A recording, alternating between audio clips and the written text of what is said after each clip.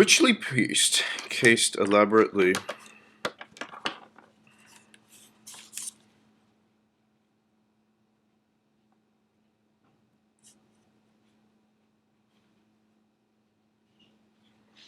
a rich priestly caste elaborated the ritual and the theology and fitted together into a pantheon the several divinities of the component parts of the empire. Through association with the government, the gods also became associated with mortality. Lawgivers received their codes from a god, thus a breach of law became an impiety. The oldest legal codes still known is that of Hammurabi, king of Babylon, around about 2100 BC. This code was asserted by the king to have been delivered to him by Marduk. The connection between religion and mortality became continually closer throughout ancient times.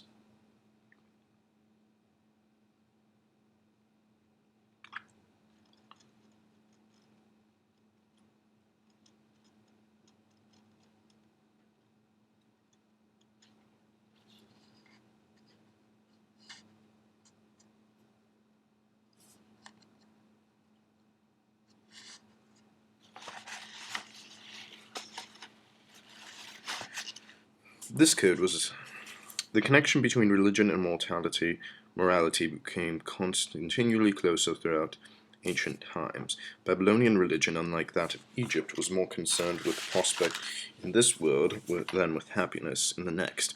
Magic, divination, and astrology, though not particular to Babylonia, were the most developed there than anywhere else, and it was chiefly through Babylon that they acquired their hold on later antiquity.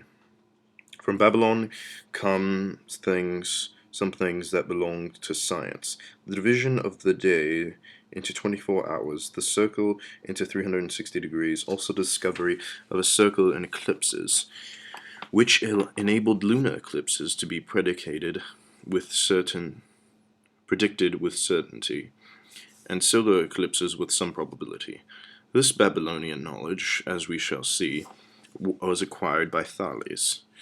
The civilization of Egypt and Mesopotamia were agricultural, and those of surrounding nations at first were pastoral.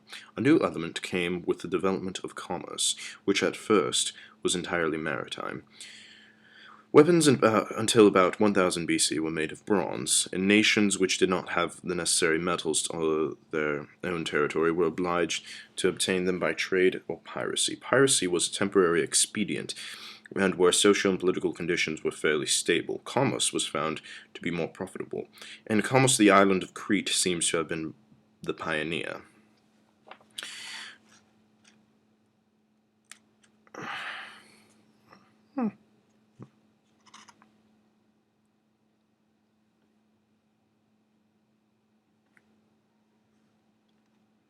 For about 11th century, say from 2500 BC to 1400 BC, an artistically advanced culture called the Minoan existed in Crete. What survives of Cretan art gives an impression of cheerfulness and almost decadent luxury, very different from the terrifying gloom of Egyptian temples.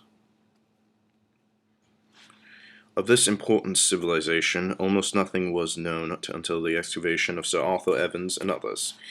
It was a maritime civilization in close touch with Egypt, except during the time of the Hyksos.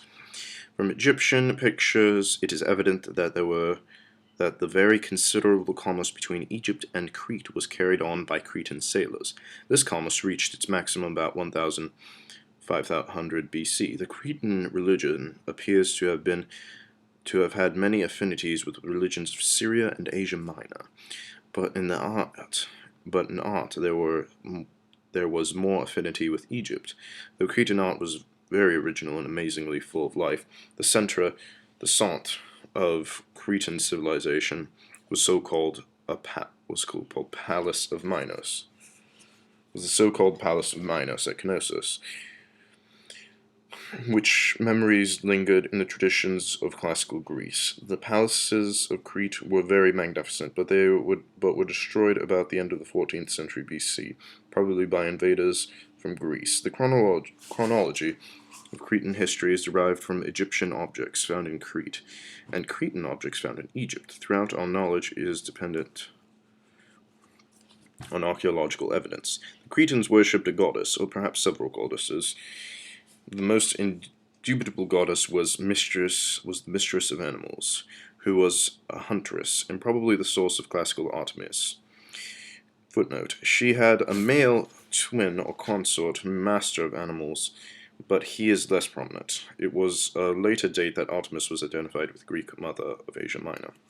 End of footnote. She or another was also a mother,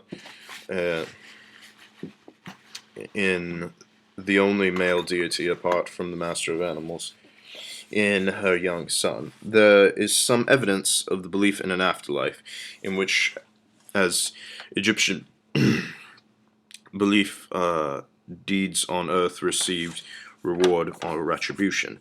But on the whole, the Cretans appear from their art to have been cheerful people, not so much pressed by gloomy superstitions.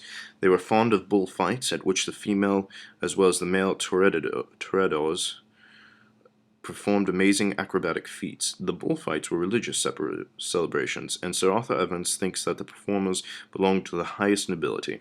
The surviving pictures are full of movement and realism.